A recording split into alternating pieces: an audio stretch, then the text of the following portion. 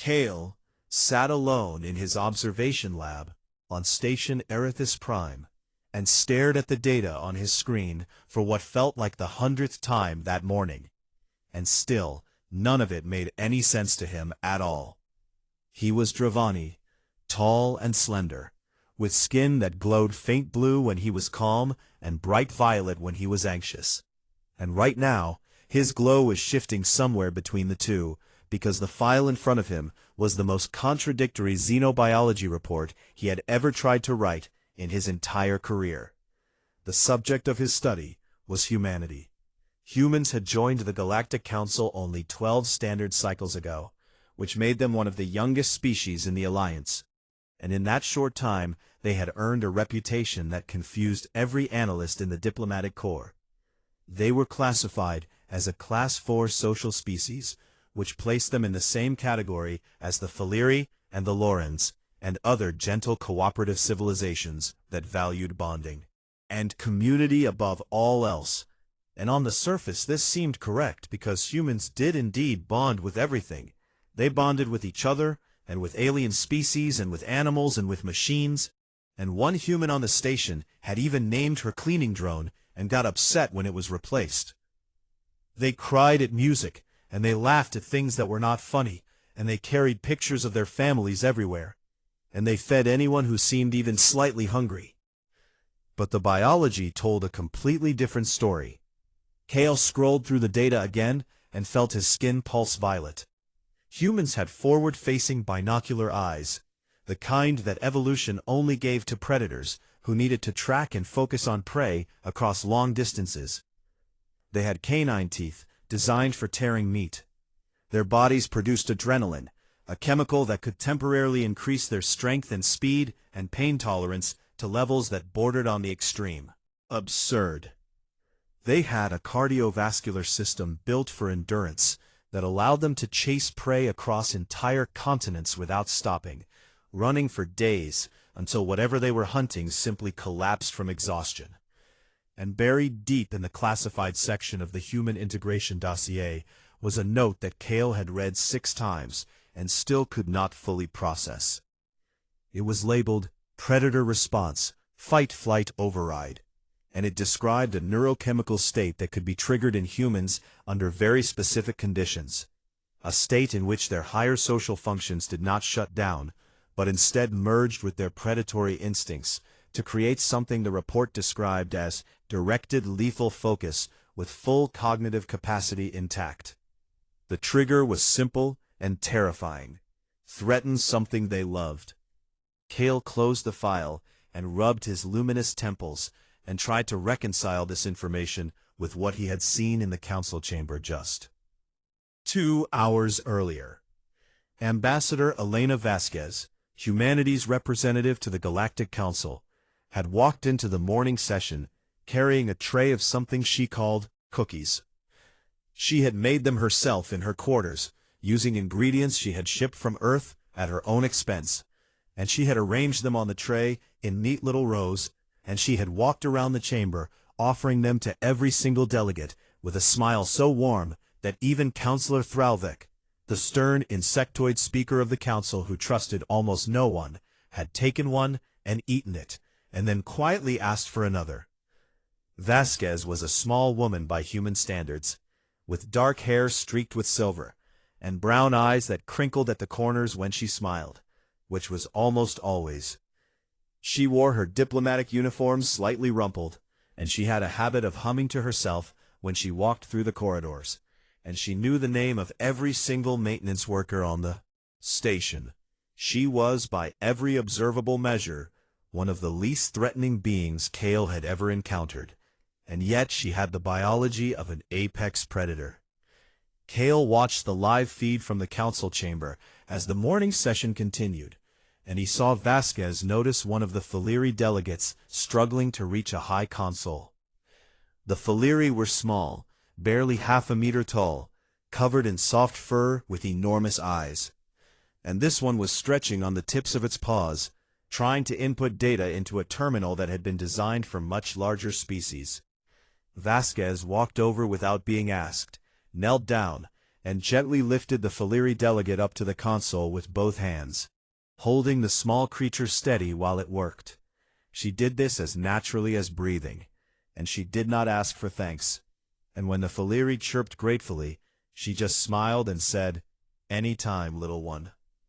From across the chamber, Warlord Drenak watched this with open contempt.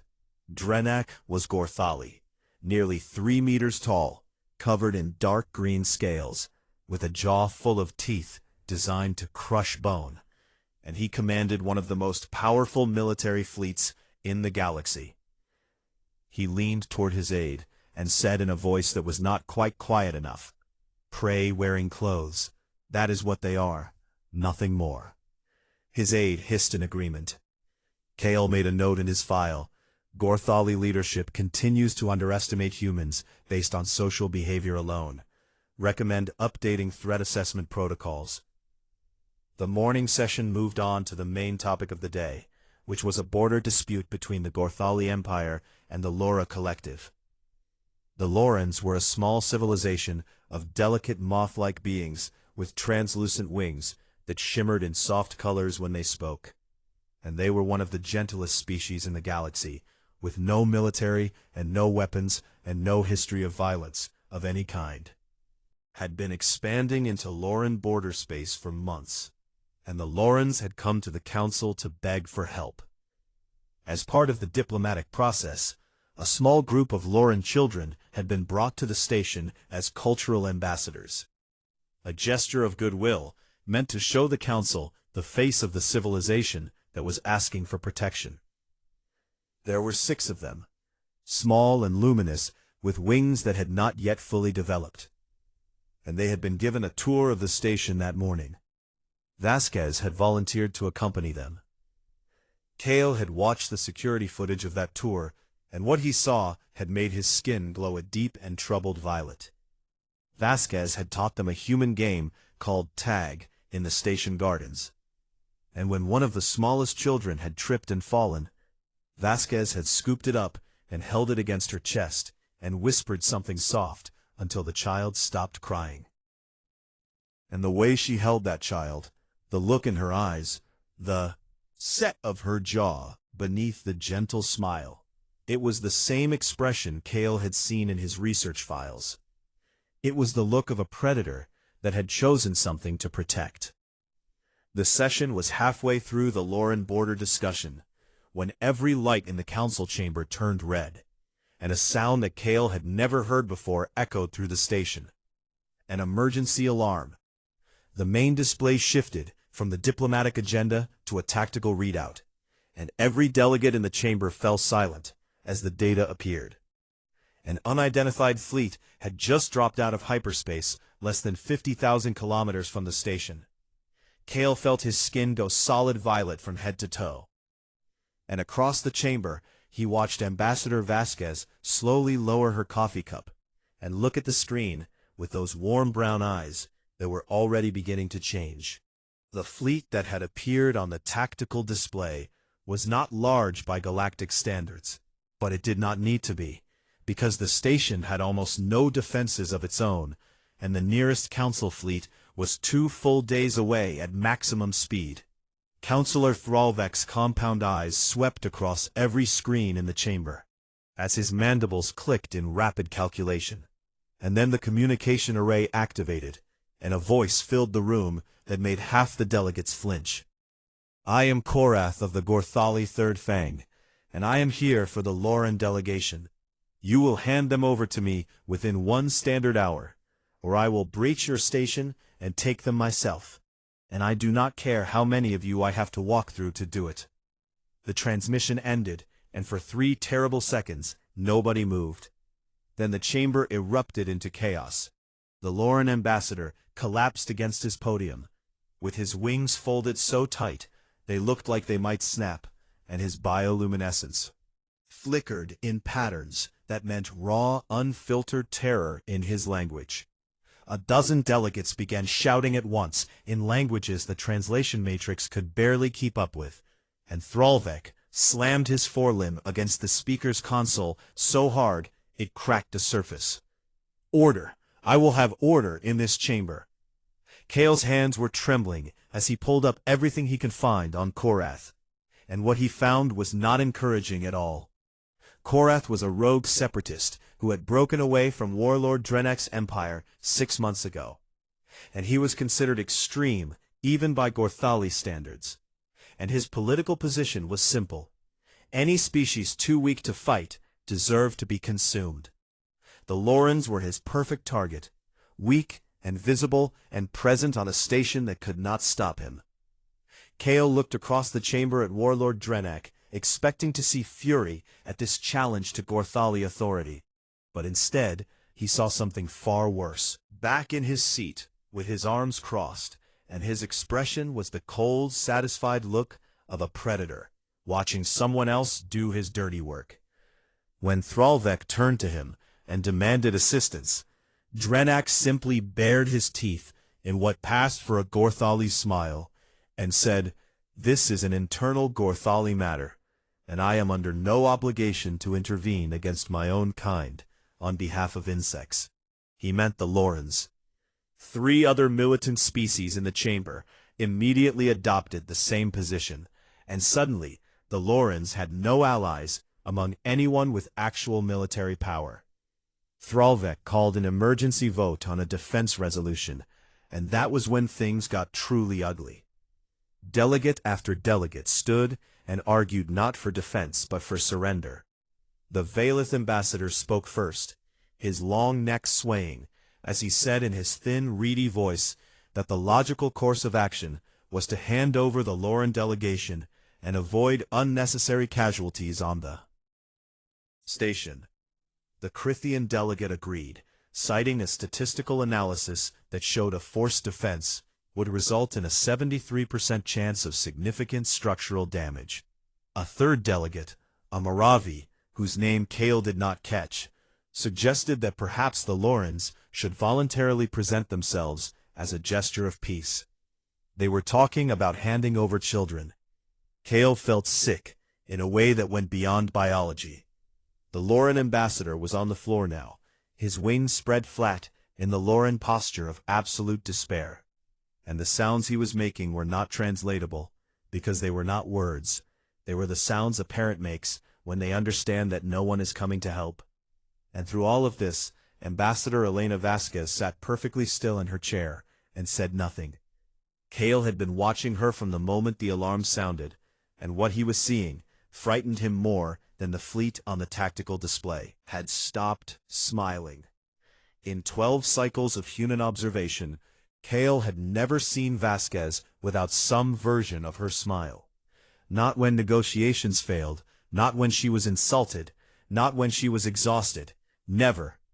But it was gone now, and what had replaced it was something Kale had only seen in his research files. Her face was completely neutral.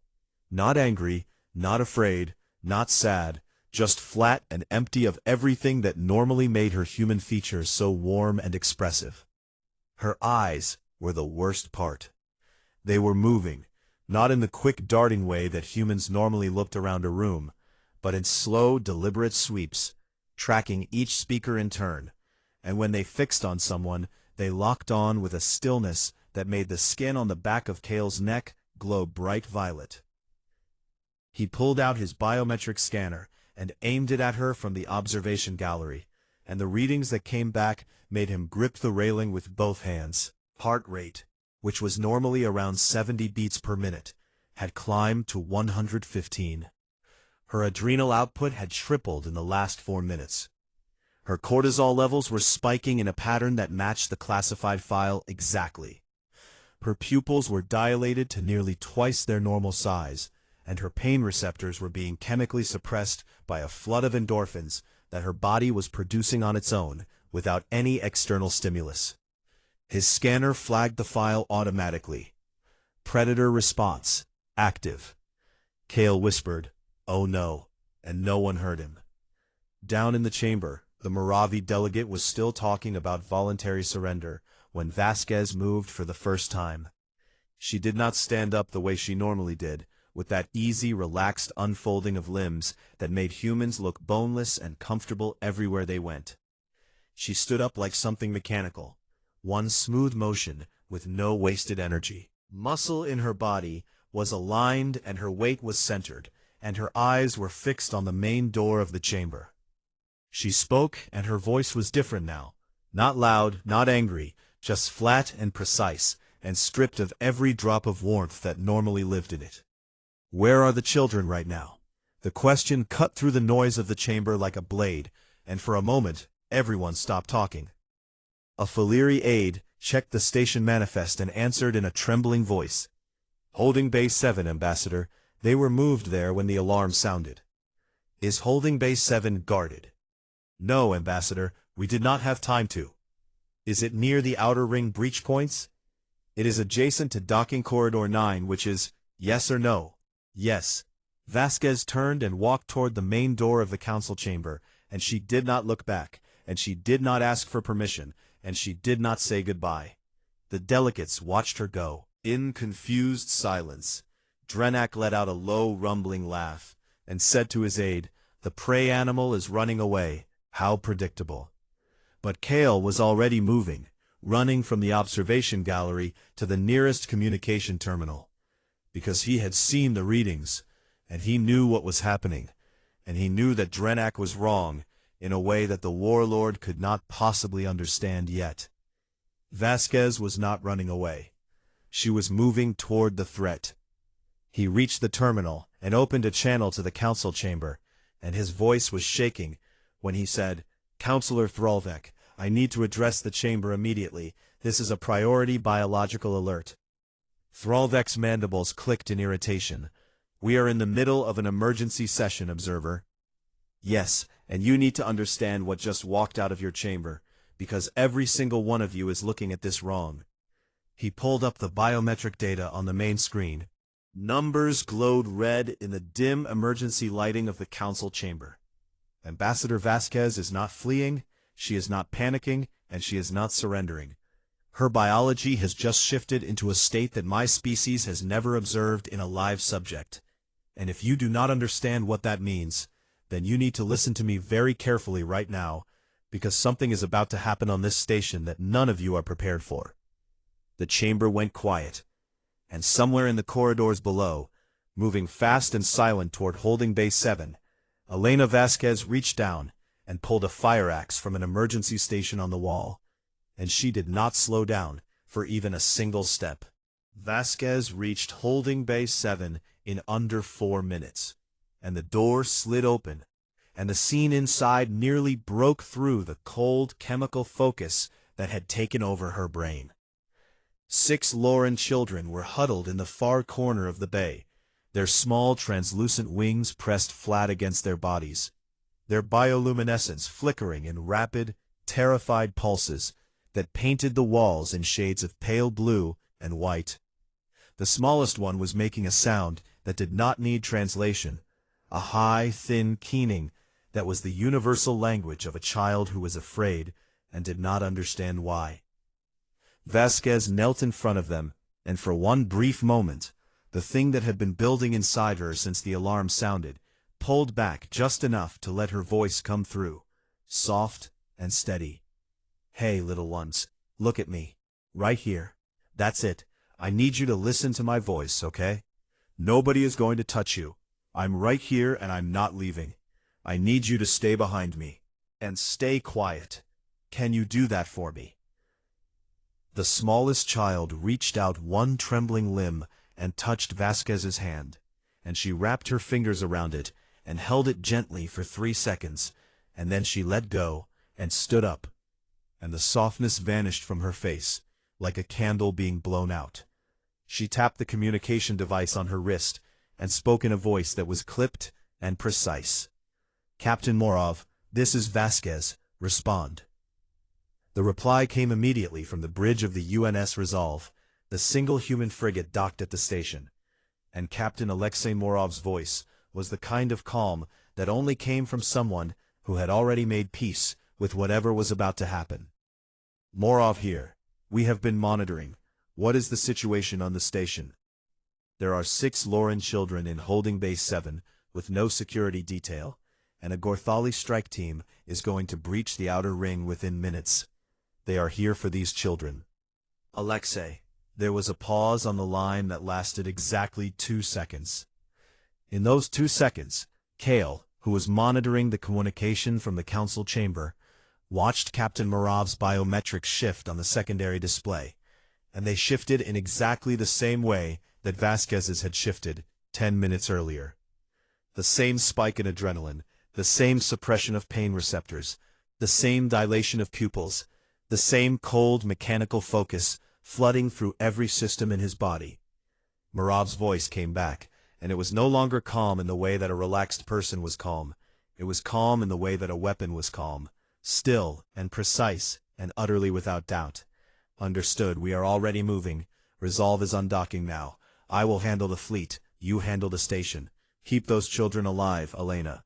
That is the plan. The channel closed. Kale stood in the council chamber, with every delegate staring at him, and he realized that he needed to explain what was about to happen, because if he did not, then these people would not understand what they were about to see, and they might do something foolish, like try to interfere. He took a breath, and activated the main display, and projected the human biological data as large as the screen would allow. What you are looking at is the neurochemical profile of Ambassador Vasquez, recorded in real time over the last 15 minutes, and I need every one of you to understand what these numbers mean. He pointed to the adrenal readings. This is adrenaline output. In a normal human, it sits at a low baseline. In Ambassador Vasquez right now, it is at 300% of normal, and it is still climbing. He pointed to another readout. This is her pain suppression response. Her body is flooding her system with endorphins at a rate that would indicate severe physical trauma, except she has not been injured. Her body is doing this preemptively. Take damage and continue functioning. He pointed to the brain activity scan. And this is the part that should concern all of you. Her prefrontal cortex is not shutting down. In most predatory species, when the fight response activates, the higher cognitive functions go offline, and the animal operates on instinct alone. But humans are different. Their cognitive function stays fully active. They can plan and strategize and adapt while simultaneously operating in a state of predatory aggression that would render any other species in this room mindless. Counselor Thralvek leaned forward, and his compound eyes glittered. What are you telling us, observer? I am telling you that Ambassador Vasquez is no longer operating as a diplomat. Her biology has reclassified the situation, and she has entered a state that humans call different things, but the clinical term in their own literature is acute protective aggression. It is triggered when a human perceives a direct threat. Individuals they have bonded with, particularly the young and the vulnerable.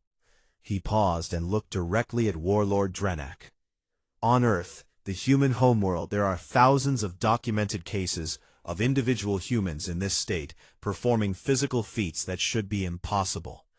Mothers lifting vehicles off their trapped children, wounded soldiers fighting for hours without realizing they had been shot, unarmed civilians attacking armed threats with no regard for their own survival, and winning through sheer relentless aggression. Drenak's eyes narrowed, but he said nothing. And I need you to understand something else about humans that my research has made very clear. They are not like other predators in this galaxy. The Gorthali are ambush predators, fast and powerful and lethal in short bursts. Humans are something different. They are persistence predators. He let that term hang in the air. On their homeworld, before they build tools or cities, or starships, humans hunted by following their prey at a steady pace for hours or days, never sprinting, never stopping, just following and following until the prey animal's body could not run anymore and it collapsed from exhaustion. The human would walk up to it and kill it, not because the human was faster or stronger, but because the human simply would not stop. The chamber was silent. That instinct does not go away when a human becomes civilized. It goes dormant. And what you just watched walk out of this chamber is that instinct fully awake and directed at the protection of 6 children that Ambassador Vasquez has decided belong to her. Drenak finally spoke, and his voice was lower than before. One human female against a Gorthali strike team is still one human female. Observer, predator instinct does not stop plasma fire. Kale looked at him and said, "You are right that it does not stop plasma fire, but it does allow a human to take a plasma hit and keep moving and keep thinking and keep fighting until their body physically cannot sustain life anymore. And Warlord, the strike team does not know that. They are expecting to walk into a room and collect frightened prisoners. They are not expecting what is waiting for them in the dark." "The dark," Drenak repeated. Kale nodded. "Ambassador Vasquez has disabled the lighting in every corridor between the breach points and holding Bay 7. Humans can adapt to low light conditions. Their pupils dilate to collect available light, and their brains can process visual information in near total darkness." He looked at the Gorthali warlord very carefully. "Can Gorthali soldiers do that?" Drenak did not answer. On the security feeds, the first images began to appear. Dark corridors filled with fog from the fire suppression system that Vasquez had manually triggered. And somewhere in that fog, a single red dot blinked on the motion tracker. It was moving. Holding Bay 7, the Lauren children huddled together and listened to the voice coming through the speaker on the wall. A warm, steady human voice that was telling them a story about a brave little moth who flew all the way to the stars. And the voice never wavered, and the voice never stopped, and the children held onto it like a lifeline, while somewhere in the dark, between them and the monsters, their human was waiting. The first Gorthali soldier entered the dark corridor at exactly 14 minutes past the hour, and he was dead before the timestamp changed. The council watched it happen on the security feeds, and not one of them made a sound. The soldier was enormous, nearly 3 meters of scaled muscle and combat armor, armed with a plasma repeater and a blade as long as Vasquez's entire arm, and he moved through the fog-filled corridor with the confident stride of an apex predator who had never once in his life encountered something that could threaten him. He did not see the wire. Vasquez had strung emergency cable across the corridor at knee height, and when the soldier hit it, he stumbled forward for exactly 1 second, and in that 1 second, a shape came out of the fog from his left side, low and fast, and the fire axe caught him in the gap between his chest plate and his shoulder guard, and he went down hard, and he did not get up. Through the corridor together, and they found their comrade on the floor, and they raised their weapons and swept the fog with targeting lasers that cut through the white haze in thin red lines. They found nothing. Vasquez was already gone, up through a maintenance hatch in the ceiling that she had unscrewed while waiting for them, and she was moving through the station's ventilation system with the quiet, deliberate patience of something that had been hunting in the dark since before civilization existed.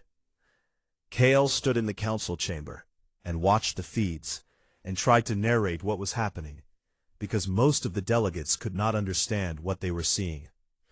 "She is not fighting them head-on," he said, and his voice was barely steady.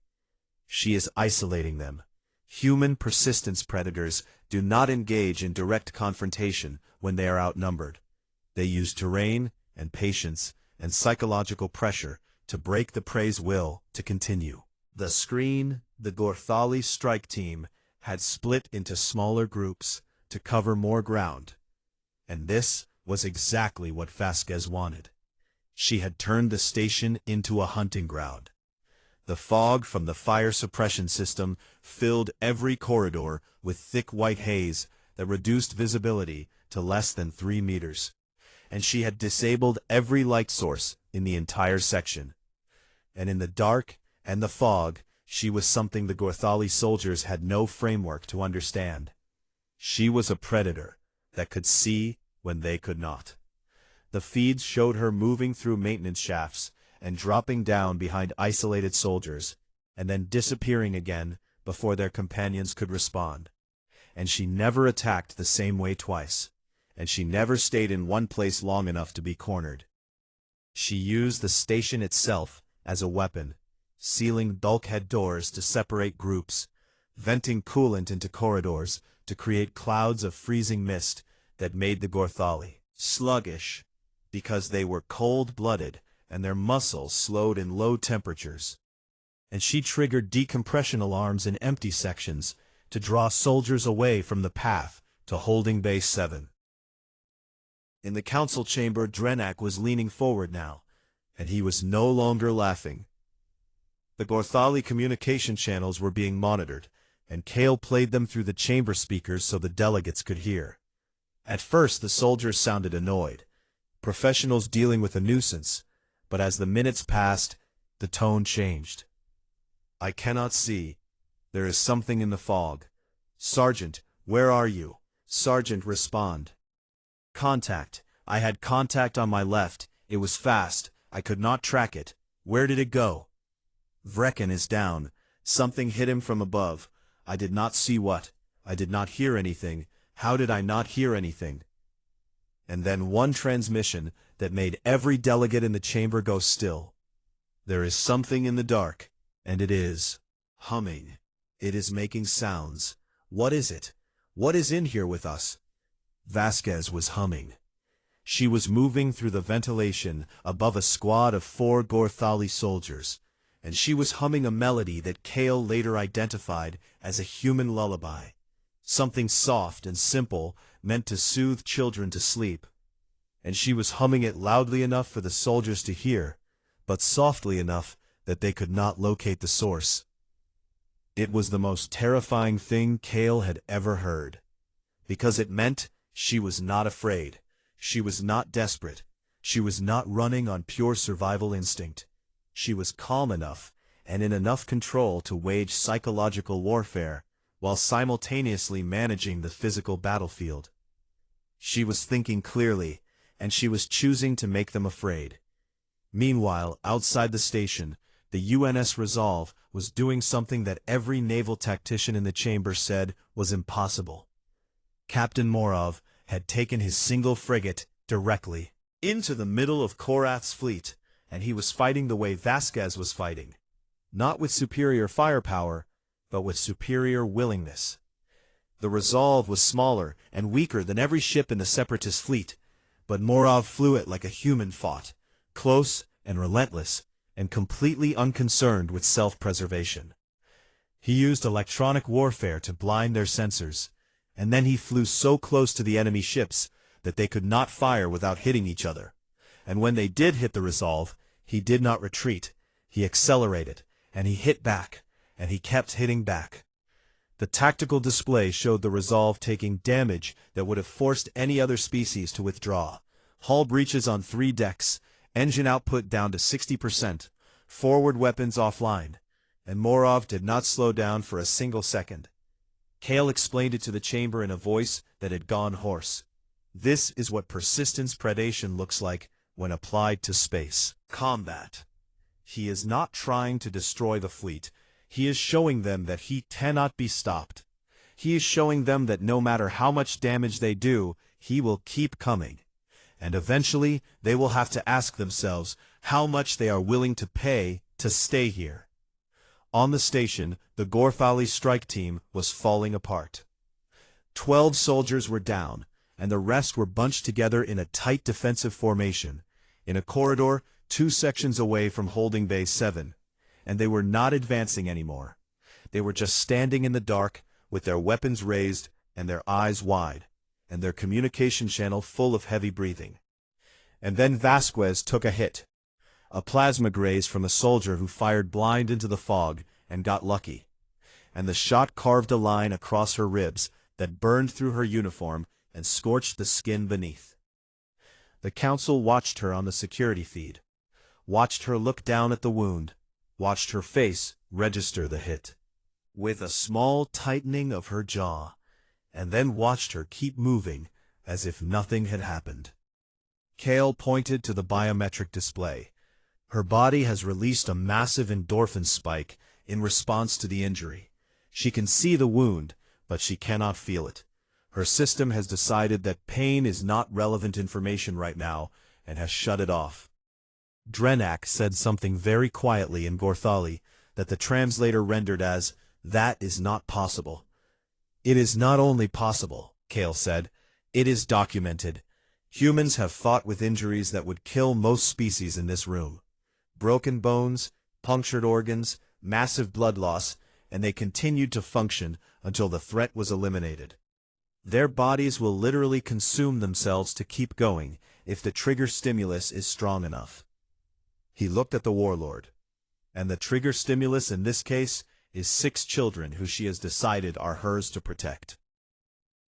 On the feeds, the remaining Gorthali soldiers broke formation and ran. Not toward holding Base 7, away from it.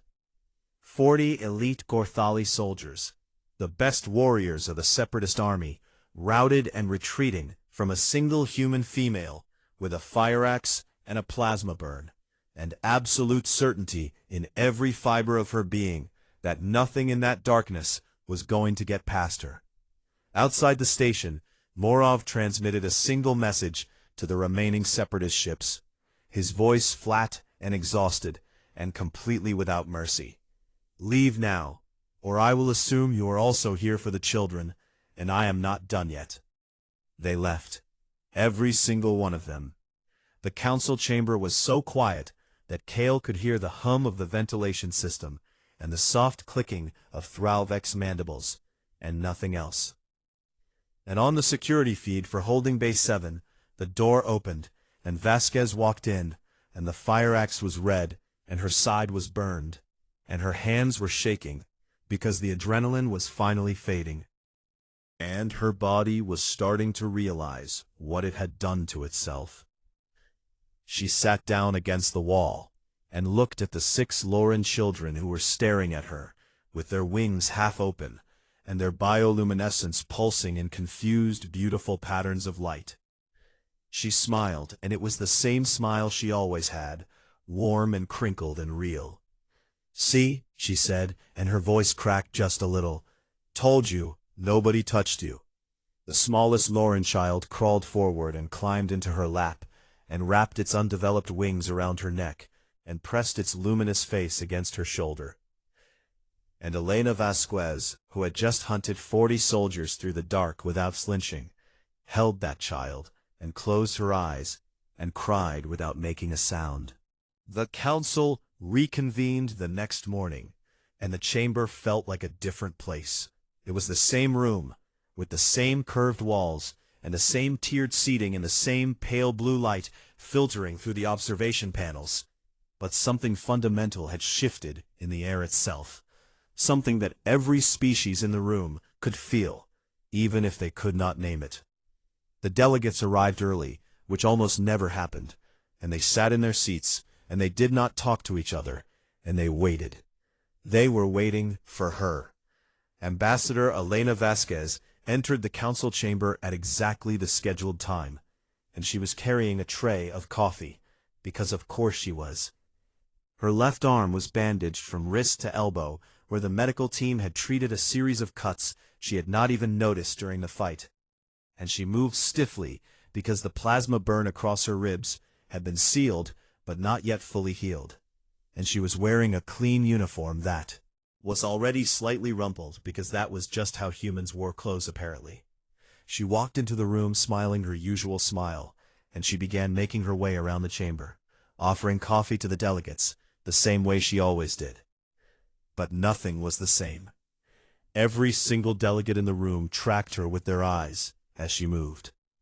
The Faliri delegate, who she had lifted to the console just yesterday, pressed itself back into its chair as she approached, not in fear exactly, but in the sudden overwhelming awareness that the gentle hands offering the cup were the same hands that had held the axe. The Valith ambassador took his coffee, and Kale noticed that the delegate's long fingers were trembling. The Crithian, who had argued for surrendering the Lauren children, could not meet her eyes at all. Vasquez noticed none of this, or if she did, she gave no sign. She just kept smiling, and offering coffee and asking people how they slept, and being exactly the person she had always been. That was the part that disturbed Kale the most. She had not changed, she had not become someone else, she had not been replaced by a different, harder version of herself. She was the same warm, crinkly-eyed, cookie-baking diplomat who hummed in hallways and named cleaning drones. And she had done what she did last night without any contradiction at all, because both things were equally and completely her. Counselor Thralvek called the session to order, and his voice was more formal than usual as he announced that Observer Kale of the Drevani had requested permission to present an updated xenobiological assessment to the full council. Kale stood at the central podium, and his skin was cycling through shades of blue and violet, in patterns that reflected the enormous gravity of what he was about to recommend. Esteemed counselors, I have spent 12 standard cycles studying humanity as my primary research assignment, and in that time, I have produced over 400 reports on their biology, psychology, social structures, and behavioral patterns. And I am here today to tell you that every single one of those reports was incomplete. He activated the display, and the data from the previous day filled the screen. Vasquez's biometrics, the security footage, Morov's combat telemetry, all of it laid out in clinical detail. Humanity is currently classified as a Class 4 social species, the same category we assign to the Faleri, Alorans, the Drevani, and other cooperative empathy-driven civilizations. And I am here to tell you that this classification is dangerously wrong. He paused and looked around the chamber. It is not wrong because humans are less social than we believed. They are exactly as social as we believed. They bond with everything. They adopt other species as family. They will feed you and comfort you and learn your language and teach their children your songs. All of it. This is true. And all of this is real. But it is also true that humans are apex persistence predators from a high-gravity death world with a 300,000-year evolutionary history of hunting and killing anything that threatened their group. And the critical thing that my previous reports failed to adequately convey is that these two facts are not separate, they are the same fact. He brought up a new slide showing a diagram of human neurochemistry. The empathy is not a replacement for the predator instinct. It is the activation mechanism. The stronger the bond a human forms with another being, the more powerful the protective aggression response becomes if that bond is threatened. Their love and their lethality are the same system. You cannot have one without the other. He took a breath.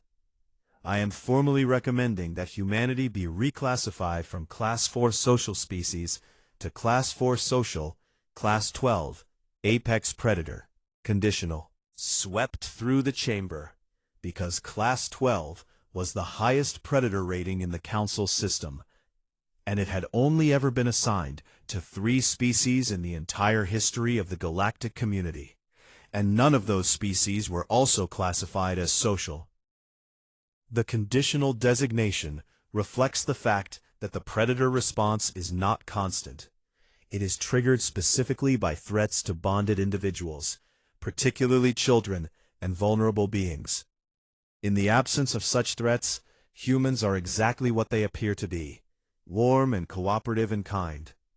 But when the trigger is activated, he gestured to the security footage that was still playing silently on the screen, the dark corridors, the fog, the shape moving through the shadows.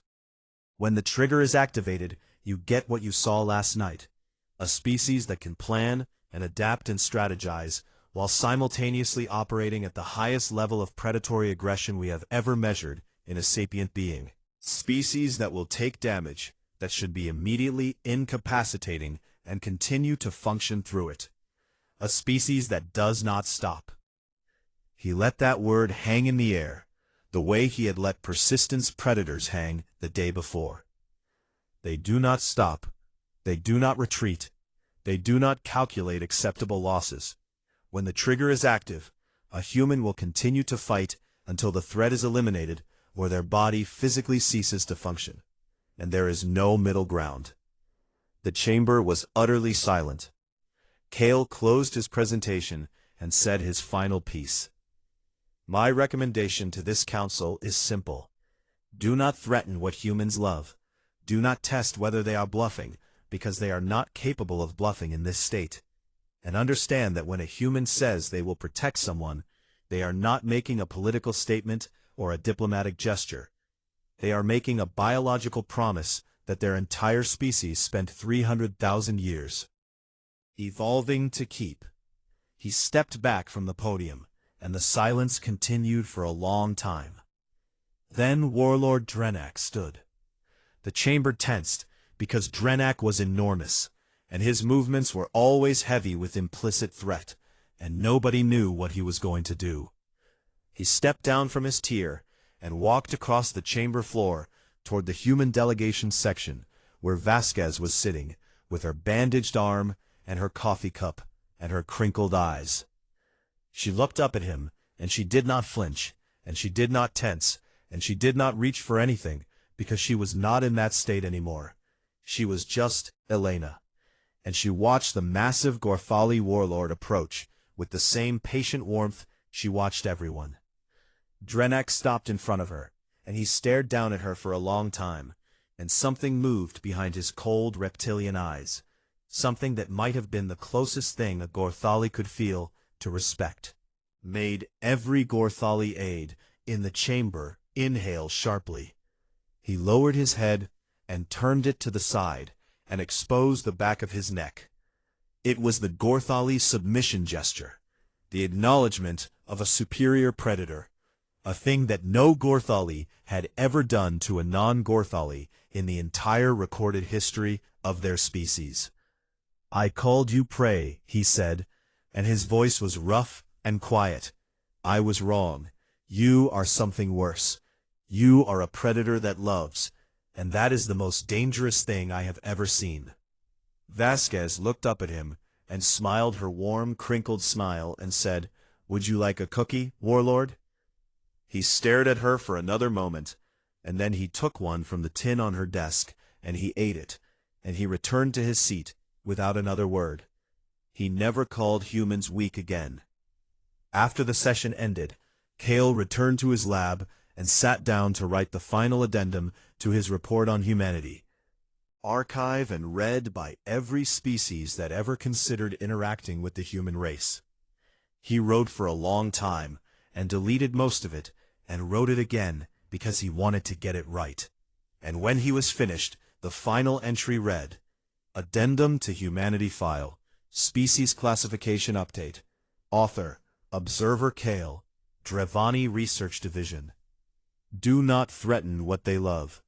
There is no sufficient military response to a species that will sacrifice itself without hesitation and experience nothing but clarity while doing so. They are not the most dangerous species in the galaxy because of what they are capable of doing. They are the most dangerous because of why they do it. Other predators hunt for food or territory or dominance. Humans hunt for love, and there is nothing in the known universe more relentless than that." He filed the report and closed his terminal and sat in the quiet of his lab for a while. 3 days later, a small package arrived at Ambassador Vasquez's office on the station, delivered by a Lauren diplomatic courier, who bowed so deeply that their wings touched the floor. Inside was a drawing made on Lauren shimmer paper that changed color when you tilted it, and it had been drawn by 6 small hands, in bright pigments that glowed faintly in the dark. The drawing showed a tall figure standing in a black corridor surrounded by white fog, and the figure was holding something in one hand that might have been an axe, and around the figure there were small shapes with wings, and the small shapes were glowing, and above all of it, the children had written in broken, crooked galactic common, "Our human." Elena Vasquez hung the drawing on the wall of her office, right next to the crayon drawings her daughter had sent from Earth, and she looked at them both for a long time, with her warm brown eyes that crinkled at the corners. And then she went to make more cookies, because the Faliri delegation had a meeting that afternoon, and she knew they liked the ones with the little chocolate pieces in them.